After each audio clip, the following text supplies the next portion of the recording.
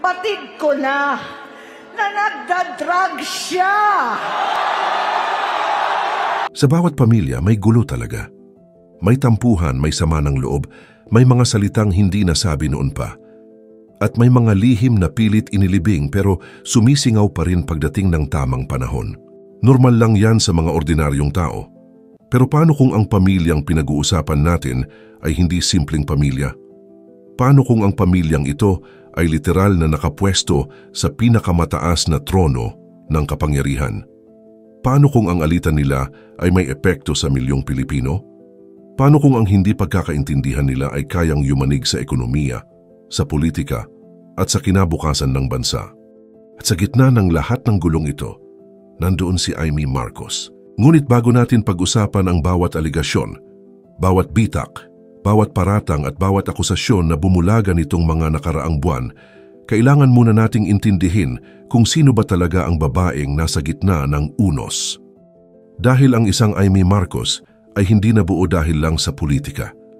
Nabuo siya sa isang tahanan kung saan ang mga magulang ay hindi ordinaryong magulang, kundi ang pinakamakapangyarihang tao sa bansa.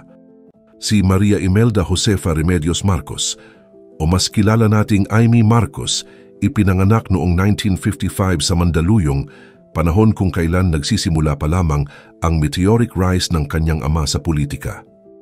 Bago pa man siya marunong bumasa, naririnig na niya ang mga tawag na Congressman, Senator, Mr. President.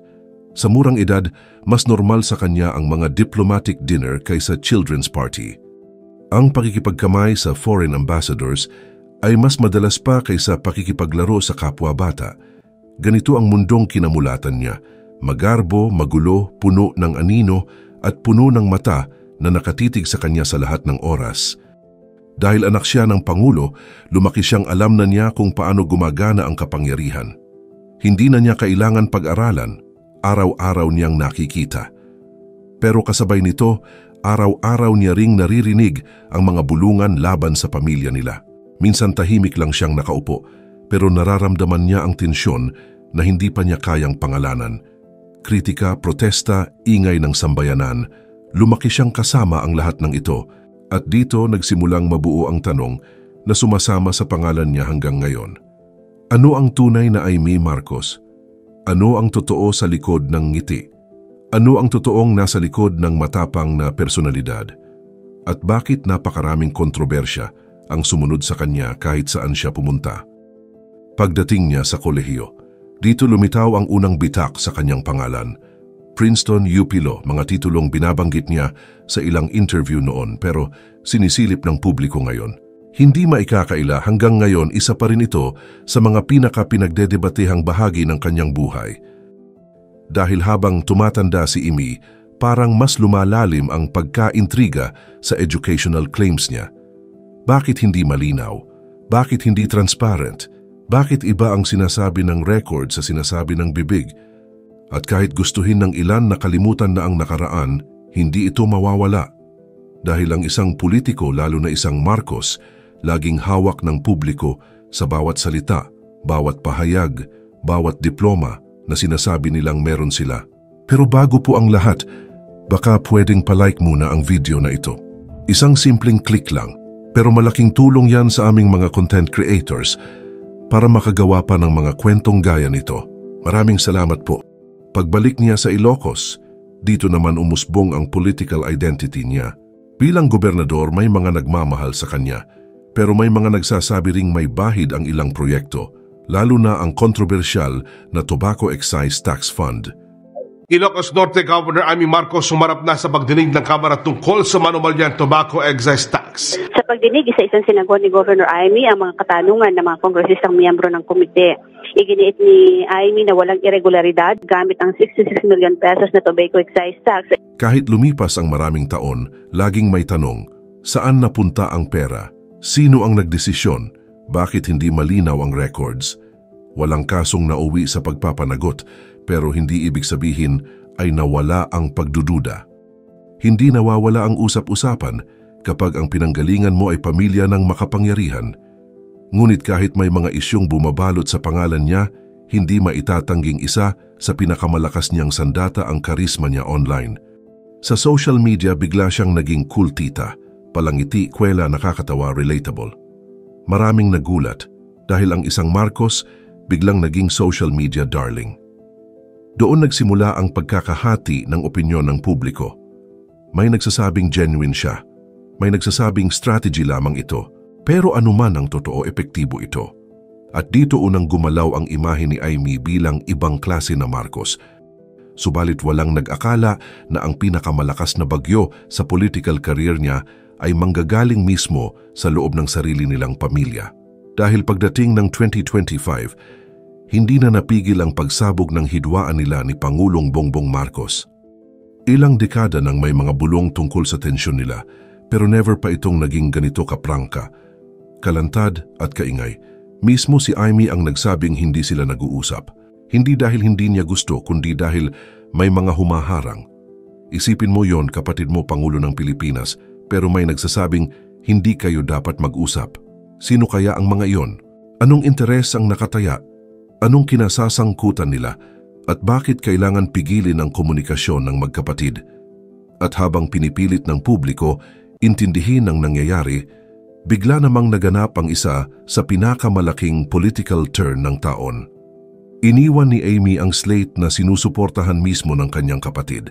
Hindi lang ito simpleng pag-alis, mensahe ito, malakas, direkta, at punong-puno ng simbolo. At kasunod niyon, pinangunahan niya ang Senate investigation sa arrest ni Rodrigo Duterte. Isang hakbang na hindi lamang kontrobersyal, kundi isa ring indikasyon na may sariling political agenda si Amy na hiwalay sa agenda ng palasyo. Pero wala nang mas malakas na pasabog kaysa sa sumunod, ang kanyang pahayag sa harap ng libu-libong miyembro ng Iglesia ni Cristo. Isang pahayag na kahit sino, kahit politiko pa ay natataranta gumawa, dahil ang sinabi niya, kung totoo o hindi, ay banta sa reputasyon ng mismong presidente ng Pilipinas. Ayon kay Amy, matagal na raw niyang alam na gumagamit ng ilegal na droga ang kapatid niyang Pangulo, pati daw ang ilang miyembro ng unang pamilya. Dagdag pa niya, lumala pa daw ito noong ikinasal si Bongbong kay Liza Marcos. Sa iisang segundo, binigkas niya ang salitang nagpayanig sa buong bansa. Mas naging nakakabahala. Batid ko na nagdadrag siya. Sa iisang segundo, naging pambansang iskandalo agad ang away nila. Natural sumagot ang Malacanang. Galit, diretsahan, walang pag-aalinlangan, fake news, web of lies, desperadong hakbang. Bakit ngayon lang? Bakit bigla? Bakit walang ebidensya? Maging ang presidential son na si Sandro, tumindig para kontrahin. Para sa kanya, politikal na ambisyon ang nagtutulak sa lahat ng ito. Hindi pamilya, hindi bayan, hindi prinsipyo, ambisyon. Sa gitna ng lahat ng ito, nabuo ang pinakamahabang tanong sa isip ng sambayanan. Sino ang nagsasabi ng totoo? May katotohanan ba ang binitawang salita ni Amy? O isa lang itong galaw sa mas komplikadong political chessboard kung saan ang bawat piraso ay may sariling interes at sariling direksyon?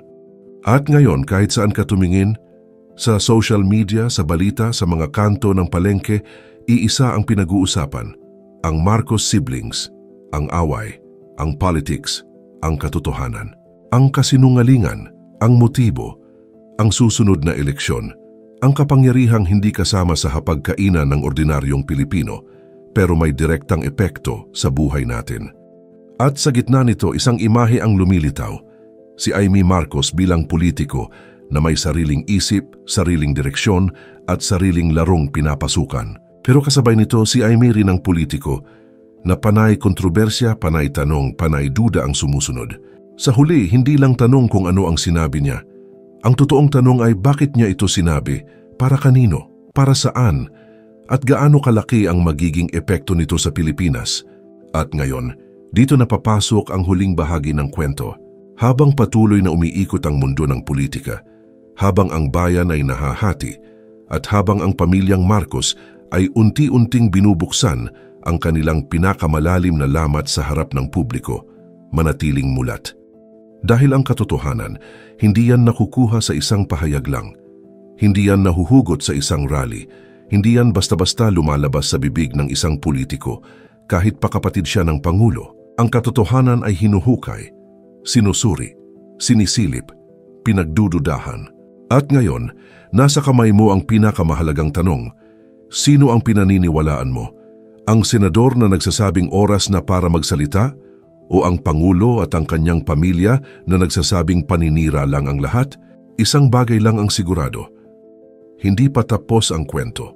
At sa politika ng Pilipinas, ang mga pangyayaring ganito, ito ang simula, hindi ang katapusan. Kung may opinyon ka, ilagay mo sa comments. Dahil sa panahon ngayon, ang boses ng Pilipino hindi na basta pinakikinggan, hinahanap na mismo ng kasaysayan. At kung gusto mo pa ng mas malalim pang analysis, mas mahahabang kwento, at mas matapang na content, like, share at subscribe sa Pinoy Kaalaman dahil ang mga susunod na araw, siguradong mas magulo pa.